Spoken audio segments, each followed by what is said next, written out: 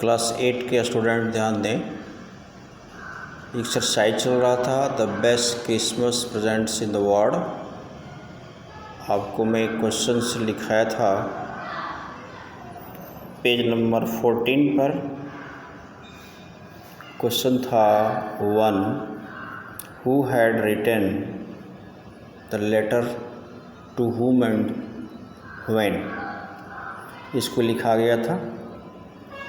आज देखते हैं question number 2 why was the letter written, what was the wonderful things that had happened. इसका answer है Jim wrote the letter to tell his wife about a wonderful things that had happened on Christmas day. The British and the Germans were engaged in a war, at on this day both the troops met in no man's land. It was thing a wonder, because right in the middle of war the warning soldiers were making peace. First को second question का answer है। इसके बाद question आता है third, What jobs did Hans Wolf and Jim Marksman have when they were not soldier? इसका answer होगा Hans Wolf was from Dusford. He played the cello in orchestra. Jim Marksman was a school teacher from Dorset. Question number 4 है Had Hans Wolf even been to Dorset? Why did he say he knew it? तो इसका answer हो जाएगा No, Hans Wolf had never been to Dorset. He had learned all about English from school and from reading books in English. Question 5 है compression check, page number 14 का last question है 5। इसका answer देखें, question सुने, question पढ़ देखें ऊपर। Do you think Jim Marson came back from the war? How do you know this? तो इसका आंसर हो जाएगा no, it is most likely that Jim Marson did not come back from the war. The note paper sellotaped to the tin box mentioned that letter contained in the box to the last letter from Jim. This was perhaps the last that Connie heard from Jim. While celebrating Christmas in no man's land, the British and German soldiers played a game of football.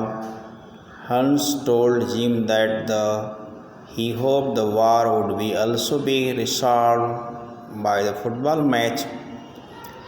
To this, Jim replied that he was not very good at football, but he would be sure of winning if they played cricket. The match was only won by the Germans.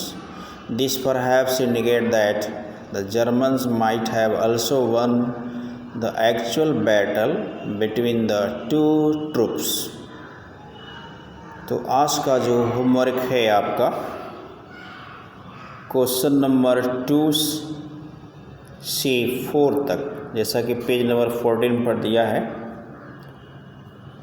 2 से 5 तक homework में लिखेंगे, 2 से 5 तक लिखेंगे और इसी को पोस्ट करेंगे। फिर हम कंप्रेंशन चेक जो पेज नंबर है 15 पर, I think only 2 questions are remaining now, solution still now.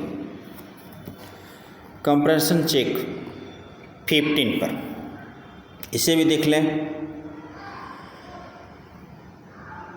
Why did the author go to Bidport? लेखक बीडपॉट क्यों गया? इसका आंसर होगा the author went to big pot because that was the address where Mrs Moxford lived. He wanted to give that letter back to her. और इस page पर question number 2 है। Question है how old was Mrs Moxford now where was she. वह कहाँ थी, उनकी उम्र कितनी थी, फिर वो कहाँ थी। तो फिर इसका आंसर देखें। Mrs Moxford was 101 years old. 101 वर्ष की थी। She was in nursing home in Burlington house.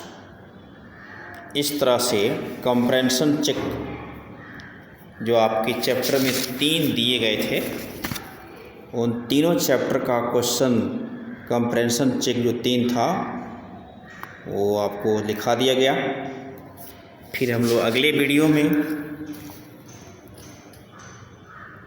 Compression check page number 16 और वर्किंग विद द टेक्स्ट, इस वीडियो को आगे सेंड किया जाएगा, अर्थात नेक्स्ट वीडियो नेक्स्ट डे।